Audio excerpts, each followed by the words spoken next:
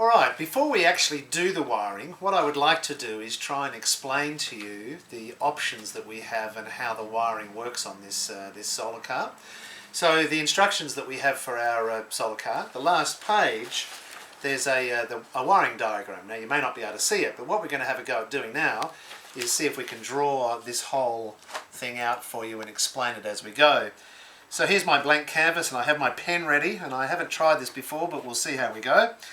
So we're going to talk about the battery, the motor and the switch, along with the solar panels, how they all connect. So let's create a bit of space and see how we go with my drawing. It may not be the best standard, but we'll see what we come up with. So let's first of all draw the switch, and on the back of the switch there are 3 connecting points. We need to have a motor which has the pinion gear on the side. And on the back of the motor there are 2 connecting points for the motor. We also have a battery point, and if we draw the diagram symbol for a battery, it's that. But I'm just going to block this in as one big battery with 2 leads, a red and a black lead. And the other components we have are the 2 solar panels. And so we've got these solar panels up here, and off each panel we have 2 wires as well. Now, so here's our switch, not bad for backwards, and our motor, and the battery pack. So we need to get some power to our motor via the switch so we can turn it on and off. And the center position for the switch, because it can go into the middle, left or right, the center position is off. And then we direct the power through one of these outside connecting points. So let's have a go at doing this fairly simply. So if we connect the battery to one side of the switch, and we're then going to direct it from the switch towards the motor.